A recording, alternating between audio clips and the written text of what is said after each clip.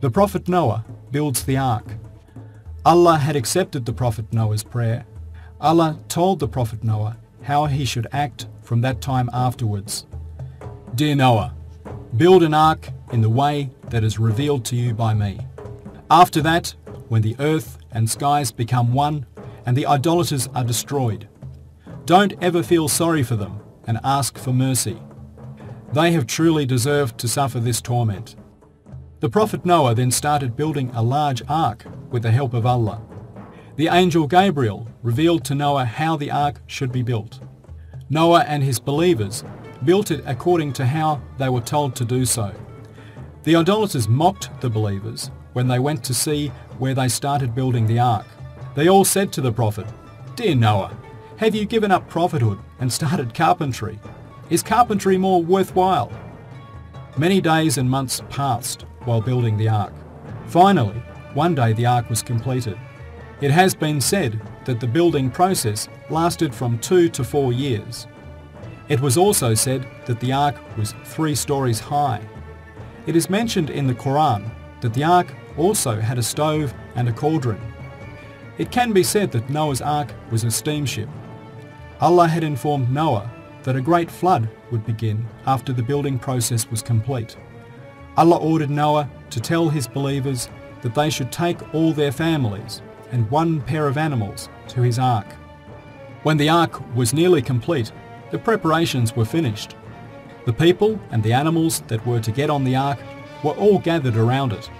When the revelation came and it was time for the ark to leave, the animals were shipped first. After that, the believers got on the ark, first saying Bismillah, in the name of Allah. The calendars were showing the 10th day of Rajab, the 7th month of the Islamic calendar. There were about 80 families on the ship. During Noah's prophethood, which lasted hundreds of years, only this number of people believed in and followed him. However, Noah knew that his real mission was to announce Allah. The consequences were up to Allah. It wasn't his fault that so few people had believed in him. For that reason, he didn't feel bad and think, "Why do so few people believe in me?" He was experiencing the happiness of fulfilling his duty properly. The Prophet Noah's wife, Wa'ileh, hadn't believed the Prophet Noah up until that day.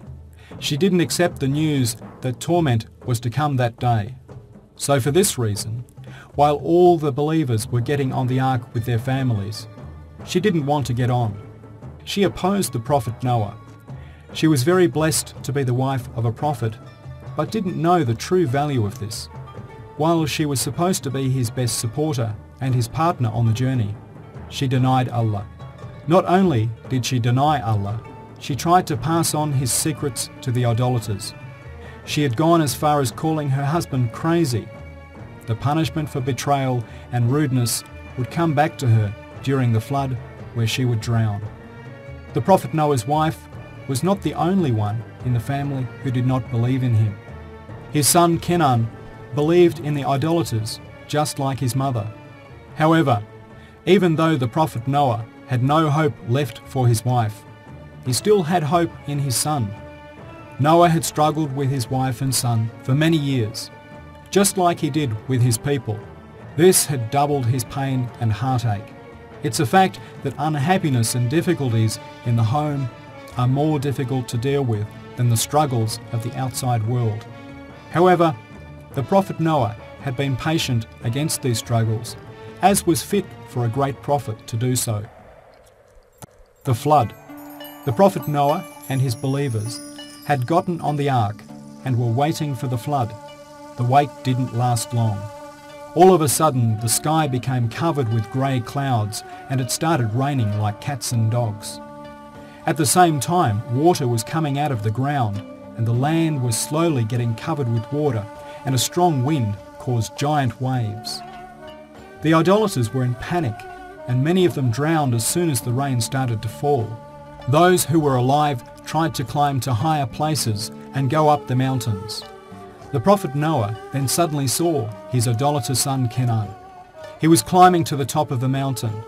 This scene touched Noah's heart, and with the wish of saving his son, he called out in a loving voice, "Dear son, come and start believing. "Come and get on the ark with us. Don't follow the idolaters. You see that the water is rising and there is no way that you can survive this." However, Noah's son Canaan ignored him because he was full of hatred for his father. For this reason, he rejected the helping hand of his father and said, "I won't come. I'd rather climb to the top of a mountain than get on that ark." The prophet Noah tried saving him again. "Dear son, there is only salvation for believers today. There's no reason to be stubborn. Come with me." But before the prophet Noah could finish what he was saying, a huge wave came between him and his son.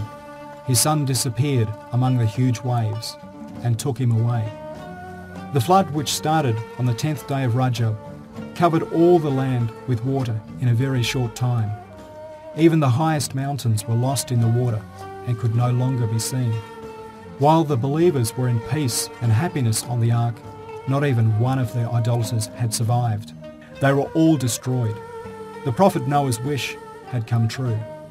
The flood lasted for about 6 months. After that, the rain then stopped by the will of Allah. The water coming up from the earth dried up. The weather started to calm after the storms. The waters slowly started to recede. Noah's ark then came to rest on the top of a mountain called Judai. When the waters drew back and the earth eventually turned back to normal, Allah sent this revelation to the prophet Noah. "Dear Noah, you and the believers with you may come down safely and in happiness.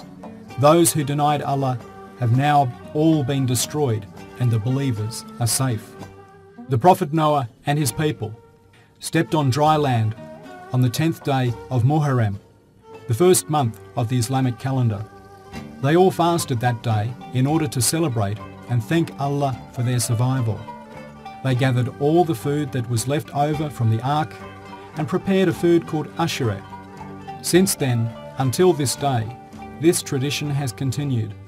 All believers celebrate the prophet Noah's and his people's salvation on that day by fasting and making ashireh on the 10th day of Muharram.